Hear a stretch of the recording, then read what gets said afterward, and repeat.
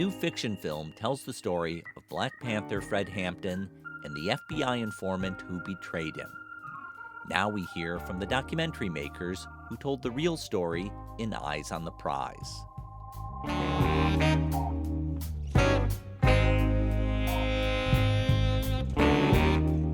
I'm Thom Powers, and this is Pure Nonfiction.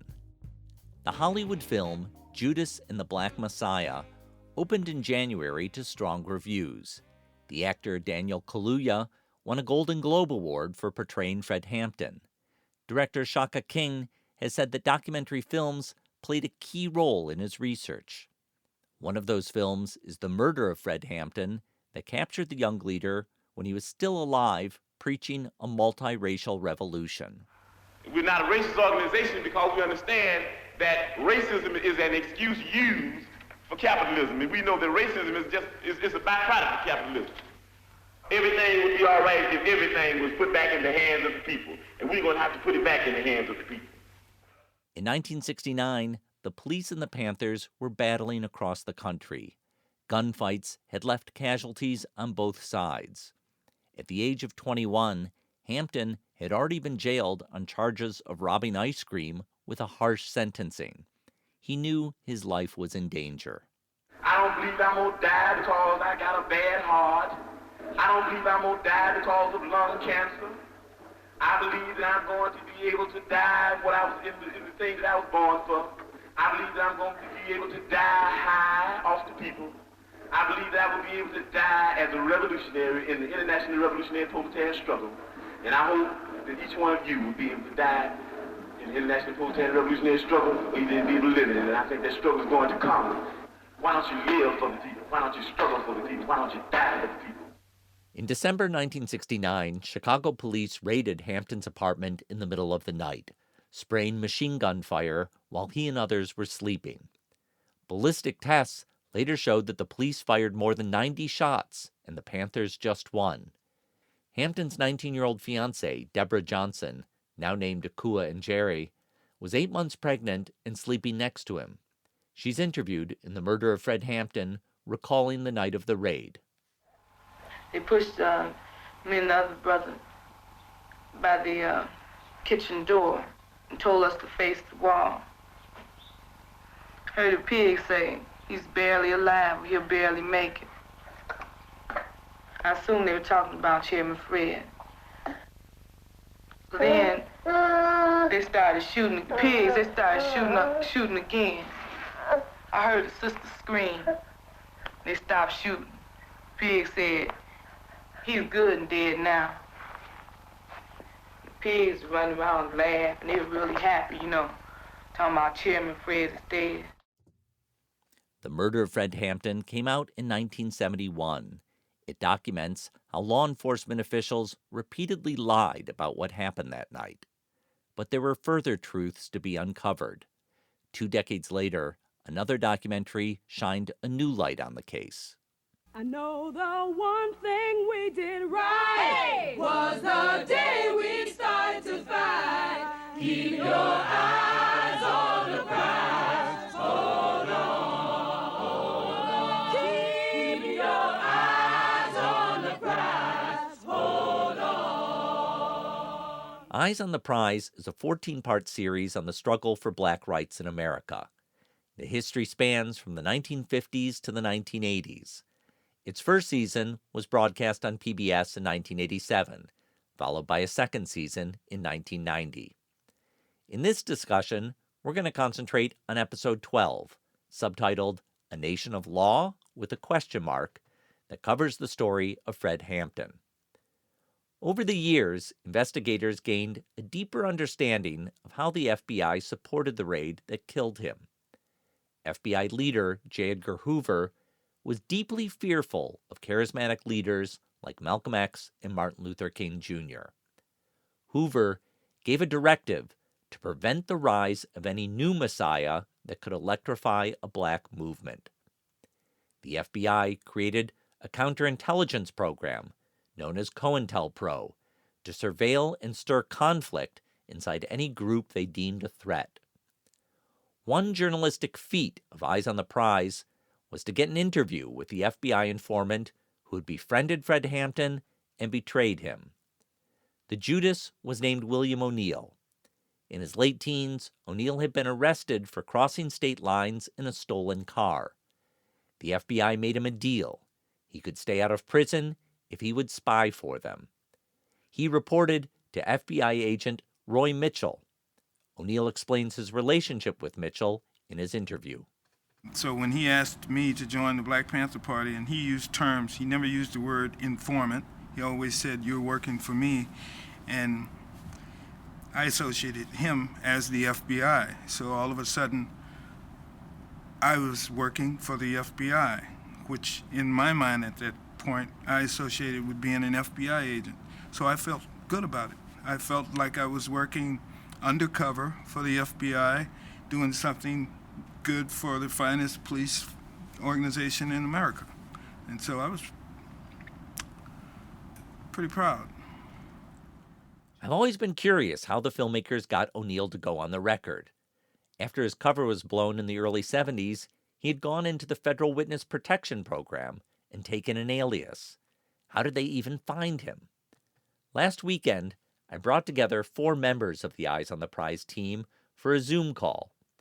2 of my guests were directors on that episode, Louis Massiah and Terry K. Rockefeller, and 2 served as researchers, Bennett Singer and Noland Walker. The person we can't interview is the creator of Eyes on the Prize, Henry Hampton, no relation to Fred. Henry founded the production company Blackside in Boston and assembled a diverse, gender-balanced crew that was groundbreaking. Henry died in 1998 at the age of 58. My guests join me from locations across the country. Louis Massiah runs Scribe Video Center in Philadelphia. Terry K. Rockefeller is in Boston, Bennett Singer in Los Angeles, and Noland Walker is a co-programmer of PBS's Independent Lens in the Bay Area. They all look back on their time working with Henry Hampton as formative. Noland explains what working at Blackside meant to him.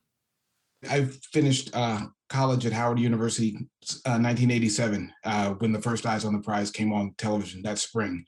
And it was like a lifeline into a possibility for not just myself, but a connection to the world. So in so many ways, working with Louis, working with Terry, Sam Pollard, Lillian Benson at the beginning of her kind of editorial ascent, and people like John Ellis, it really was a way into the world that was so different than what was being presented in mainstream media, certainly.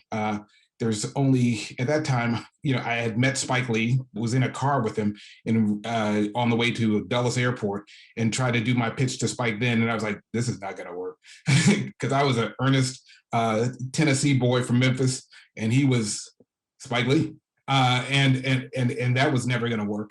But in Eyes on the Prize, and also the gravity and in the documentary form that precluded the need to suspend disbelief. There was an immediacy, there was a compelling nature that was hard to deny. A friend of mine who began his career as a stand-up comedian and ended as a head of an elite middle school or elite Quaker school in Germantown used to say, the truth is very compelling. And there was just a direct window or door for me at the very beginning, and to have all of that come from Henry, who was an eccentric person, a brilliant person, and really believed. I came to learn later that Henry's comfort zone was conflict, and so he put these teams together, black and white, male, female, over this supercharged material. I can't remember the last time the 4 of us were in the same room space together, but we really were, as Bennett said to me this week via email, ready for the family reunion, because it really was that around this material. Louis Massiah was assigned with Terry K. Rockefeller for the 2 episodes that told the story of the Black Panthers. I asked Louis how he experienced the system of pairing up co-directors. I accepted it. I mean, that was the way Henry wanted to work. There were obvious, how shall I say, contradictions to that idea. And his idea was that, okay, the black person is going to take the black point of view, the white person is going to take the white point of view, the male is going to take the chauvinist point of view. And number one, we're not that binary. They're Asian Americans, they're Latino, things are a bit more complex than that. But what did end up happening with the pairing is, Terry had this extraordinary background as a television producer. She'd been working at Nova, extraordinarily well organized, extraordinarily good at research, and really had a kind of incisive way of dealing with material, which in the case of, particularly in the case with A Nation of Law, really required this kind of clear, focused, path to make the film. Terry, can I bring you in and get your perspective on what that structure was like? Yeah, first of all, I think it was team building. Henry may have been wanting to stir up conflict, but I have to say, we were a team. Louis took a lead on one show, I took a lead on the other show, but we all conferred on everything. But I have to say, really, as I was thinking back, this is 30 years. My second child that was born in the middle of producing this series just celebrated her 31st birthday. So, there's a marker. But what was extraordinary, really, I remember so much the day that Bennett said, "I think I've got a contact with O'Neill." And we were joyous celebrating together. It was just like, we thought, we've done it. And now we were going to be we were going to pursue that and see where it went. It's lovely to hear Louis compliment my organization and everything else, but quite honestly, regardless of the work I'd done at Nova prior to coming to Blackside, I'd never tackled content as complex and as demanding as what we were working on. The final member of this reunion is Bennett Singer, originally from Chicago. He was a student at Harvard when he joined Blackside. Originally, he expected to intern for 2 months, but it turned into a 5-year job. One of Bennett's assignments was to track down FBI informant William O'Neill. My sense of the way it unfolded was really that Flint Taylor, who was the attorney for Fred Hampton as early as 1968, was our conduit. So Flint Taylor was the lawyer who represented Fred Hampton and the Panthers, like the $71 ice cream allegation, which ended up getting Hampton convicted on a 2 to 5 year sentence. Flint Taylor was one of the guys at the People's Law Office who defended him. And defended the Black Panthers, and William O'Neill was his client as early as 1969. So there was that connection between O'Neill and Flint Taylor before the raid, before any of the, before. Just to be clear here, William O'Neill was Flint Taylor's client before Flint Taylor understood that he was an FBI informant. Exactly. I just was rereading Flint Taylor's interview with, for the Eyes Project, and he said there were, doubts and suspicions and questions early on before the raid. And there was this question about really who was William O'Neill. And I'll say that, the interview with O'Neill and Flint Taylor and every interview that was done for Eyes is now archived and online at the Washington University archives. And we can, give people the URL for that, but it's such a gift. Anyway, Flint Taylor became the conduit, and as I remember, he explained that that William O'Neill was alive, but sort of unknown in terms of his whereabouts. And I guess that's where my dogged, relentless, and this was obviously before the days of email. I think there were a lot of phone calls and a lot of letters between me and Flint Taylor attempting to to make that classic argument that this story is being told. And in this case, it was being told without historians, without pundits, without experts. It was the voices of the participants. And our argument to William O'Neill, that classic documentary argument, was, do you want your version of the story to be part of the telling? And somehow that penetrated, and you know, it was this very surprising and miraculous message back that, yes, William O'Neill is willing to talk to you. And then there was this whole logistical dance, and maybe Terry and Louis remember more specifically, but there was this question of where would the interview happen, and there were 3 different cities. Like, it was like this whole thriller almost, as far as how would it happen, where would it happen. And as I understand it, Manhattan was the final decision as to the location. But and the question of, really, was it the real William O'Neill who showed up for that interview, was another question, which later Flint Taylor came, as I remember, to Blackside and looked at the footage and verified that this is the guy that Flint Taylor knew and recognized and verified that, you know, of course, the consistencies or contradictions within the story is another level of fact checking and verification. But I think we can say that the guy who was identified as William O'Neill in the film was William O'Neill. When I first spoke with him on the telephone, he didn't want me to call from the office. So I think I actually went home and called him from my home number. I don't know why that concerned him. But then he kept giving me different numbers to reach him at. I actually was having trouble recalling exactly where we interviewed him. It certainly was in Manhattan. I remember it was. I think it was the PBS office. Yes, I think you're right. Terry and Louis split the interviews for their 2 episodes. Because Terry had done more work on the Chicago chapter, she took the lead interviewing O'Neill.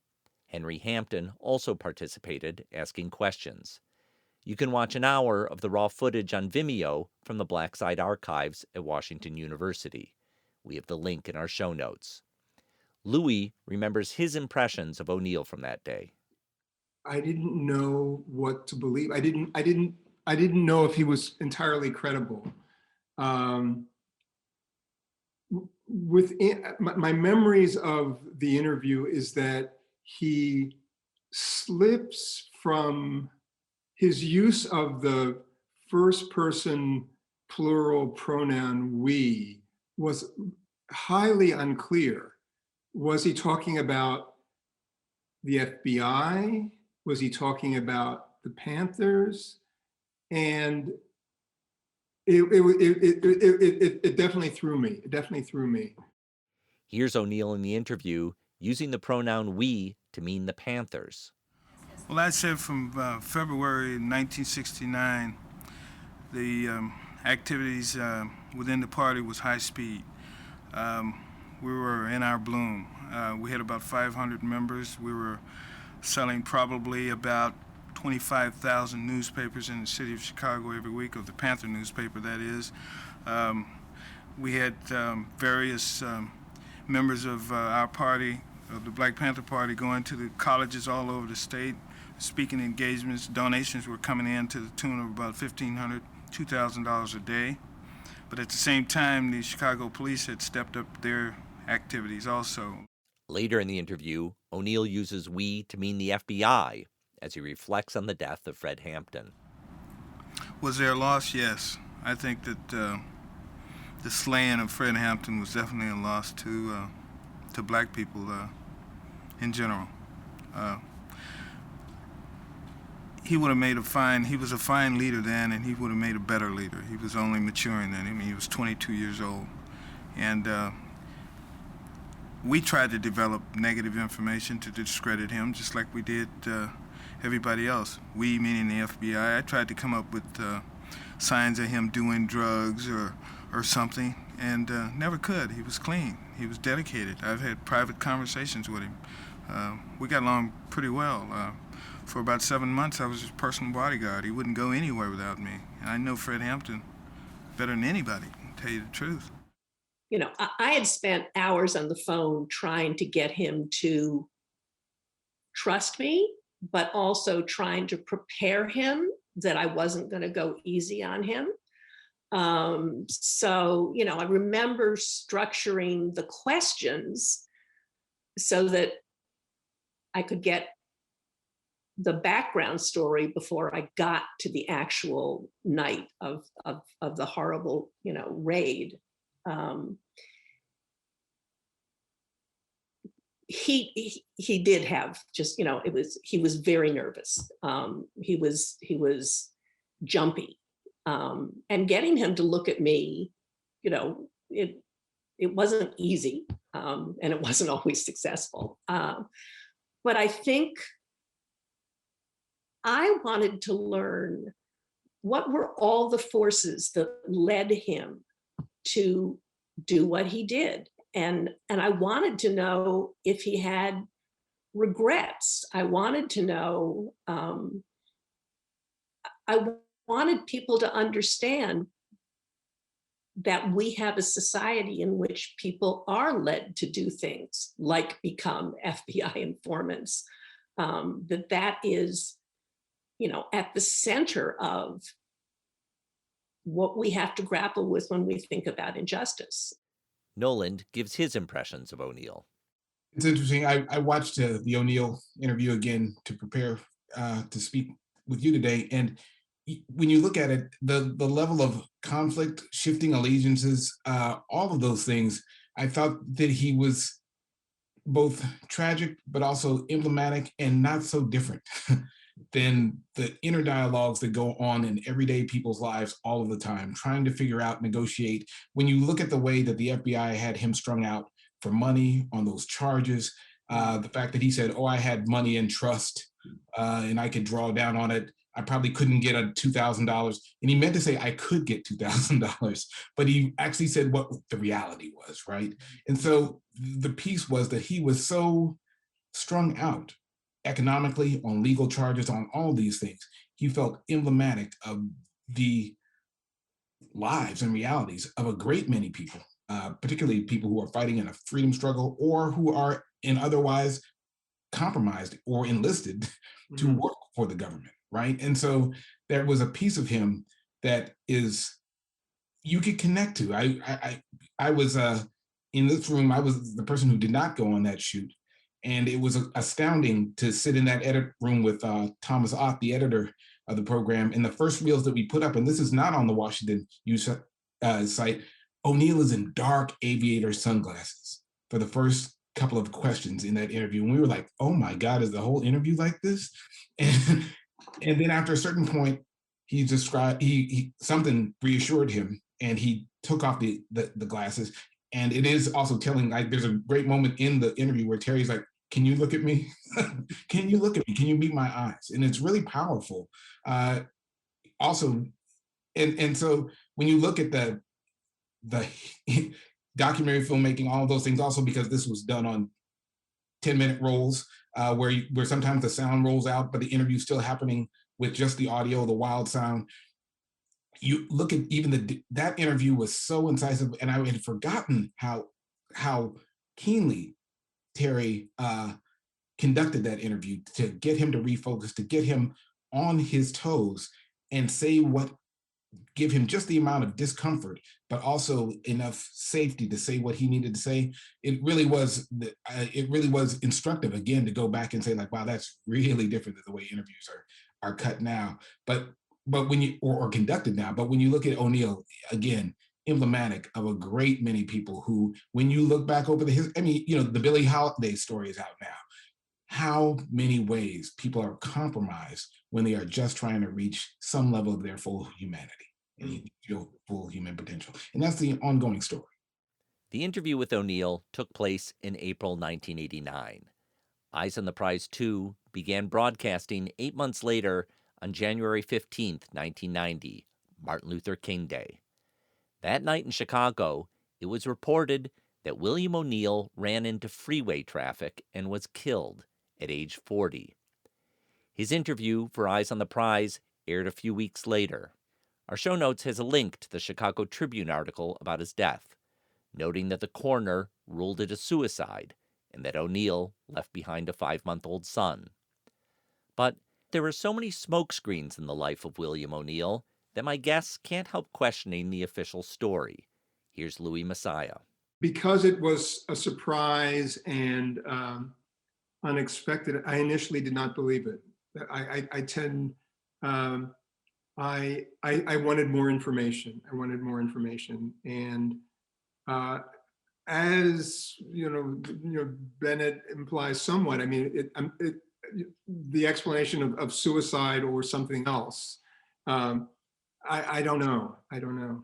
Or did people want the world to think that he had committed suicide, or was the FBI putting him in a new witness protection program? I don't, like, that's another film maybe. Maybe it's time to bring back the team. I don't know how damaged he was at that point, and how unable he was to actually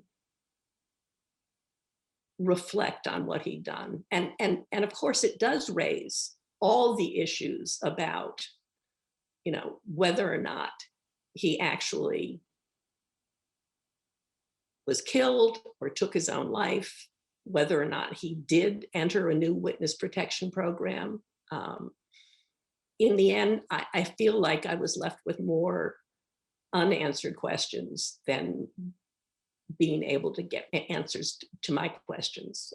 I would just say also, related to all of this, I was Googling Flint Taylor again, who continues to fight the good fight. And there's a really long piece that he just wrote a couple weeks ago about new documentation linking Hoover himself to the raid and to O'Neill's role, which was only recently released, these 200 files. So the legacy and the epilogue to the story is very much alive, just as of a couple weeks ago, with this new revelation about direct evidence from Hoover himself approving and celebrating this neutralization, to use the COINTELPRO term, of this piece of the Black Panther story. And so, I think regardless of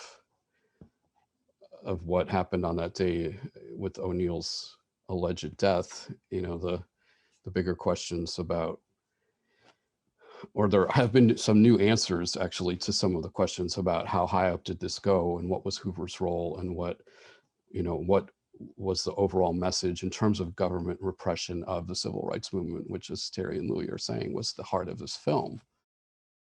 And I would add to that, it wasn't only Fred Hampton and the Black Panthers that were considered subversive. It was Martin Luther King, and it was anybody who was fighting for racial justice or progressive politics who was in some sense considered subversive and un-American and in need of monitoring or even neutralization.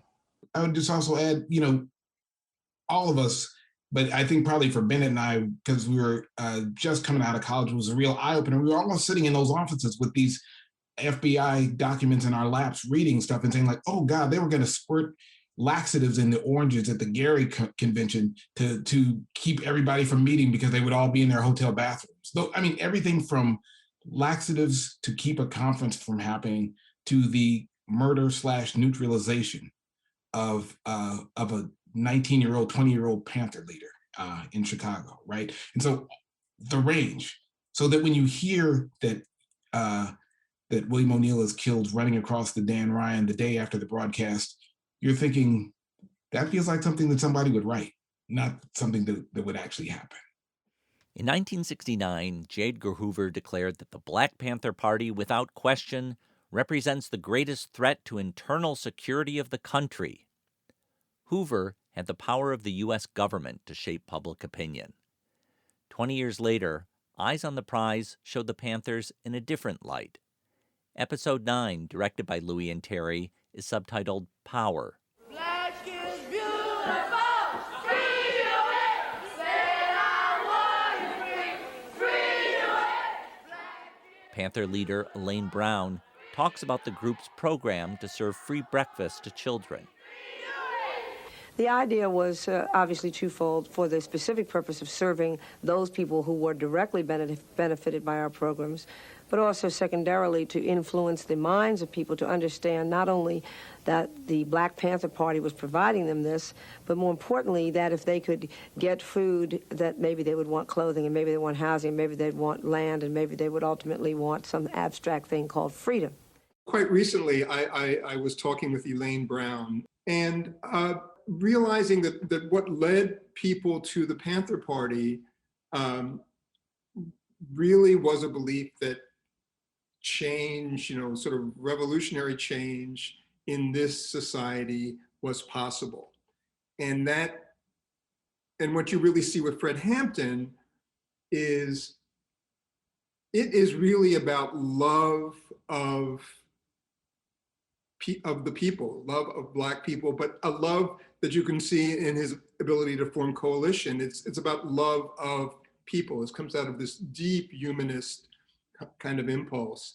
And I think that when one is clear about that, then I think one can understand the Panthers. I would just add, what I loved about the way Louis constructed the story of the Panthers in Power was, while you saw the images of the men with guns, ultimately the meaning of the story was that it was about serving the community. It was about using art to convey powerfully the messages of what can happen to a community, what can happen to individuals who work collectively. Not only do you see so much more than what a cliched version of the Panthers, might have been up to that time, but you saw the incredible role that women played in the Panther movement. And Elaine Brown, it is one of several women who took great responsibility for what could be a revolution, what aimed to be a revolutionary movement. And to some extent, I think the vision of that movement continues. I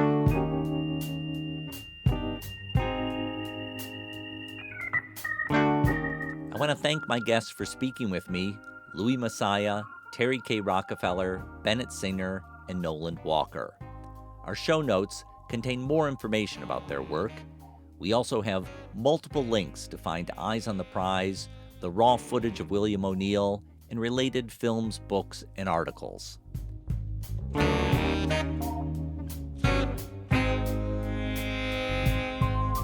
Thanks to John Else, who wrote the indispensable book about the making of Eyes on the Prize called True South. You can hear him discuss it on episode 40 of Pure Nonfiction. Thanks to the filmmakers of Judas and the Black Massiah for stirring up this history in a fresh way.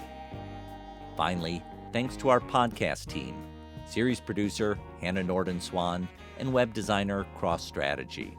Our theme music is composed by Andre Williams, and our executive producer is Raphael Nehausen. I'm Thom Powers. You can follow me on Twitter at THOMPowers. You can read our show notes and sign up for our newsletter at purenonfiction.net.